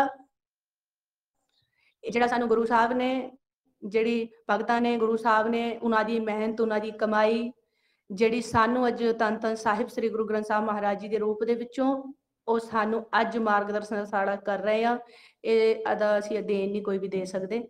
ਇਸ ਕਰਕੇ ਬਹੁਤ ਵੱਡਾ ਗਿਆਨ ਆਇਆ ਕਿ ਤੁਸੀਂ ਆਪ ਦੀ ਕਾਇਆ ਦੇ ਵਿੱਚ ਰੱਖਿਆ ਹੋਇਆ ਉਹ ਨਾਮ, ਉਹ ਅੰਮ੍ਰਿਤ ਰਸ ਕਿਵੇਂ ਪ੍ਰਾਪਤ ਕਰ ਸਕਦੇ ਹੋ, ਉਹ ਜੁਗਤੀ ਸਿੱਖ ਲਓ। ਉਹ ਸਾਨੂੰ ਗੁਰੂ ਸਾਹਿਬ ਦੇ ਰਹੇ ਆ। ਕਾਲੀ ਨਾ ਕਰੋ, ਕਿਉਂਕਿ ਮਹਾਰਾਜ ਕਿਤੇ ਨਹੀਂ ਜਾਣ ਵਾਲੇ, ਤੁਹਾਡੇ ਕੋਲ ਸਵਾਸਾਂ ਹੈਗੀਆਂ, ਤੁਸੀਂ ਪਿਆਰ ਨਾਲ ਸਹਿਜ ਬੈਠ ਕੇ ਵਿਚਾਰ ਸਰਵਣ ਕਰੋ ਤੇ ਅਨੁਭਵ ਕਰੋ, ਪ੍ਰੈਕਟੀਕਲ ਕਰੋ ਤੇ ਤੁਸੀਂ ਕੱਢ ਕੇ ਪੀ ਸਕਦੇ ਹੋ, ਕਿਉਂਕਿ ਤੁਹਾਨੂੰ ਮਤ ਦਿੱਤੀ ਜਾ ਰਹੀ ਆ, ਤੁਹਾਨੂੰ ਜੁਗਤ ਦਿੱਤੀ ਜਾ ਰਹੀ ਹੈ, ਤੁਹਾਨੂੰ ਗੁਰ ਵੀ ਦਿੱਤਾ ਜਾ ਰਿਹਾ ਆ। ਤੁਸੀਂ ਬੈਠੋ, ਤੁਸੀਂ ਦੁਬਿਧਾ ਤੇ ਈਰਖਿਆ ਤੋਂ, ਨਫ਼ਰਤ, ਨਿੰਦਾ, ਚੁਗਲੀ ਤੇ ਉੱਪਰ ਉਠੋ, ਮਾੜੇ ਵਿਚਾਰਾਂ ਤੋਂ ਉੱਪਰ ਉਠੋ, ਤੁਸੀਂ ਆਪ ਦਾ ਪ੍ਰੈਕਟੀਕਲ ਕਰੋ, ਤੁਸੀਂ ਅੰਮ੍ਰਿਤ ਰਸ ਕੱਢ ਕੇ ਪੀ ਸਕਦੇ ਹੋ। क्यों? क्योंकि तुसी आप दी मत दे राही नहीं चल रहे हुण। हौमे तुहानू आ नहीं सकदी, क्योंकि तुहाडे कोल उन्नी क मत है नहीं कि तुसी अमृत रस कढ के पी सको। गुरमत दे राही तुसी पी सकदे हो, ते गुरमत दे राही ਜਿਹੜਾ भी तुहानू प्राप्त होगा वो तुहाडा नहीं होगा, गुरु साहब दी दात होगी, अकाल पुरख दी दात होगी। इस करके कहने भी सतगुर ने ही अमृत दी दात देनी आ, ते धन धन साहिब श्री गुरु ग्रंथ साहब महाराज भी सतगुर ही है। ते इस करके आपां ये अभ्यास करना आ। ये कोई अकत कहानी सुन सुन के ज्ञान नहीं इकट्ठा करना, ਇਹਦੇ ਵਿੱਚ ਤੇ ਕੁਝ ਅਸੀਂ ਖਟਣਾ ਹੈ। ਇਹਦੇ ਰਾਹੀਂ ਅਸੀਂ ਇਸ ਮਨੁੱਖਾ ਦੇ ਹੀ ਰਾਹ, ਇਸ ਸਵਾਸਾਂ ਦਾ, ਇਸ ਜੀਵਨ ਦਾ ਅਸੀਂ ਲਾਹਾ ਖਟਣਾ ਹੈ। ਪ੍ਰਾਣੀ ਤੂੰ ਆਇਆ ਲਾਹਾ ਲੈਣ, ਇਹਨੂੰ ਗਾ ਗਾ ਕੇ ਸੁਣ ਕੇ ਨਹੀਂ, ਇਦਾਂ ਗੱਲਾਂ ਨਹੀਂ ਕਰਨੀਆਂ। ਇਹਦਾ ਲਾਹਾ ਖੱਟੋ, ਇਹਦੇ ਲਈ ਥੋੜੇ ਅਲਰਟ ਹੋ ਜਾਓ, ਥੋੜੇ ਜਿਹੀ ਜਾਗਰੂਕਤਾ ਹੋਣੀ ਚਾਹੀਦੀ ਹੈ ਸਾਡੇ ਅੰਦਰ ਵੀ। ਹਾਂ, ਅੱਜ ਇਹ ਹੋਇਆ ਕਿ ਨਹੀਂ ਹੋਇਆ, कुछ निकलिया कि नहीं निकलिया, कुछ रिजल्ट बना कि नहीं बना, ये कल ही केवल ज्ञान ही आपा श्रवण किया है ना। तो इस करके आपा ये करना आ, वाह गुरु वाह गुरु, इनू इतना लगातार करते जाओ कि जितनी देर पाउण सम नहीं हुंदी, इनू छड्डना नहीं। जदों माड़ा भी पाउण दा संतुलन बिगड़िया, फटाफट ये तुहाडे कोल एक हथियार आ, एक काल ते युद्ध करन दे लई तुहाडे कोल एक जुगत आ काल दे इलाके तो बाहर होने दी। इनू फटाफट फड़ लो। इत्थे तक कि गुरु साहब तो यह कह रहे तुसीं इनू छड्डो ही ना, क्योंकि जे तुहाडा संतुलन बिगड़ गया, जे तुहाडा संतुलन बिगड़ गया, बड़ा औखा हो जाऊगा, कलेश हो जाऊगा, फिर मन नूं सज़ा मिलदी आ। हुक्म तो बाहर होके मन नूं सज़ा मिलदी आ। हुण आपां ये भी पुछ लेना कि मन नूं सज़ा किहड़ी मिलदी आ। मन नूं सज़ा मिलदी आ मूँह फिक्का होण दी, उहदा अमृत रस लुट्टा जांदा आ, फिर मन रह नहीं सकता। जिन्हों पीण नूं मिलदा हो फिर उन्होंने बड़ा औखा हुंदा आ। ये गुरु साहब आपां नूं कह रहे हैं भी दरगाह दे विच धर्म राय दे कोलों इनू ये सज़ा सुनाई जाती आ, इनू एदा मूँह फिक्का हो जाता, इनू ये प्राप्त नहीं होंदा रस। ते ये आपां समझना आ बड़े प्यार नाल कि वाहिगुरू ये जोड़ी श्वास आ रही है ना, ਇਹਦੇ ਰਾਹੀਂ ਆਪਾਂ बहुत कुछ खट सकते हैं। ਇਹਦੇ ਰਾਹੀਂ ਆਪਾਂ वो सारी दुनिया के उत्तों का जोड़ा एक रस है, जिन्हों अमृत रस महाराज कह रहे हैं, जिहड़े मन की खुराक आ, जिन्हों पीण तो बाद मन ऐ ठंडा ठार एकदम ऐ रहिंदा आ, उन्हों असी इदां कढ के पी सकते हैं ध्यान दे राही। बहुत ज़्यादा भजन करन दी दौड़ ट्राई ना करो, दौड़ो ना। महाराज कहने बड़े प्यार नाल बहना सीखो, बड़े प्यार नाल करो वाह गुरु वाह गुरु। इन्ना क ध्यान रखो कि जो बोला आ उन्होंने पहले सुनो। जदों तुसीं यह करोगे संतुलन सम होगा। जिवें ही संतुलन सम होगा, मन की खुराक मनु मिलूगी। इस करके ये आपां अभ्यास करना आ। ये आपां नूं गुरमत सिखा रही है कि तुहानूं मत दिती जा रही है, इहदा लाहा खट्टो, है ना। महाराज कहने भी ਇਹਦਾ ਤੁਸੀਂ ਜੇ ਲਾਹਾ ਹੀ ਨਹੀਂ ਖੱਟਿਆ, ਕੁਛ ਤੁਸੀਂ ਪ੍ਰਾਪਤ ਹੀ ਨਹੀਂ ਕੀਤਾ ਹੈ ਕਾਇਆ ਦੇ ਵਿੱਚ, ਤੇ ਫਿਰ ਗੱਲ ਤੇ ਕੋਈ ਬਣੀ ਨਹੀਂ, ਹੈ ਨਾ। ਤੇ ਇਸ ਕਰਕੇ ਸੰਗਤ ਦੇ ਵਿੱਚ ਬਹਿ ਕੇ ਵੀ जल्दी क्लास नहीं समाप्त करनी। की लैना आपां नूं छेती छेती करके कुछ नो, आपां बहना आ, टिकना आ आपां नूं, और आपां टिकेंगे तां ही जदों आपां ध्यान देंगे। ध्यान देना सीखो आपां। जिथे भी जिन भी गुरुद्वारे साहब च किसी दे घरे किते भी आपां इकट्ठे हुंदे आ, पहले आपां रल के सिमरन अभ्यास करो। भावें कोई भी सिमरन अभ्यास करा रहा हो, आपां इक्को जी आवाज़ दे विचों ये ध्यान रखना आ कि वाह गुरु वाह गुरु वाह गुरु वाह गुरु वाह गुरु वाह गुरु। ये है समदृष्टि सिमरन। वाह गुरु ਵਾਹਿਗੁਰੂ ਵਾਹਿਗੁਰੂ ਵਾਹਿਗੁਰੂ ਵਾਹਿਗੁਰੂ ਵਾਹਿਗੁਰੂ। ਇਸੇ ਤਰੀਕੇ ਨਾਲ ਆਪਾਂ ਨੇ ਸਿਮਰਨ ਕਰਨਾ। ਇਹਦੇ ਰਾਹੀਂ ਆਪਾਂ ਸਮਦ੍ਰਿਸ਼ਟ ਹੋ ਜਾਏਂਗੇ। ਜਿੱਦਾਂ ਹੀ ਪੌਣ ਸਮ ਹੋਈ, ਚੰਦ ਸੂਰਜ ਆਪਣੇ ਆਪ ਹੀ ਸਮ ਹੋਣੇ ਹੋ ਜਾएंगे। बड़े ਧਿਆਨ ਨਾਲ, बड़े प्यार ਨਾਲ, बड़े सहज ਨਾਲ ਚਲੋ, ਹੌਲੀ ਹੌਲੀ ਪਿਆਰ 'ਚ। ਇਹ ਆਪਾਂ ਨੂੰ ਗੁਰੂ ਸਾਹਿਬ ਗਿਆਨ ਦੇ ਰਹੇ ਆ। ਬਾਕੀ ਅੱਗੇ ਦੀ ਖੇਲ ਗਾਂ ਬਹੁਤ ਆ, ਬਹੁਤ ਆ, ਬਹੁਤ ਆ। ਪਹਿਲੇ ਆਪਾਂ ਉਸ ਇਲਾਕੇ ਦੇ ਵਿੱਚ ਪਹੁੰਚੋ ਤਾਂ ਸਹੀ, ਪਹਿਲੇ ਆਪਾਂ ਘਰੇ ਤਾਂ ਪਹੁੰਚੋ, ਪਹਿਲੇ ਆਪਾਂ ਦਰ ਤੇ ਤਾਂ ਪਹੁੰਚੋ, ਫਿਰ ਅੱਗੇ ਦਾ ਆਨੰਦ ਆਪਾਂ ਨੂੰ ਫਿਰ ਆਪ ਅਕਾਲ ਪੁਰਖ ਦੇਣਗੇ। ਤੇ ਇੰਨੀ ਕੁ ਬੇਨਤੀ ਪ੍ਰਵਾਨ ਕਰਨੀ ਆ ਸਾਰੇ ਹੀ ਪਰਿਵਾਰ ਨੇ।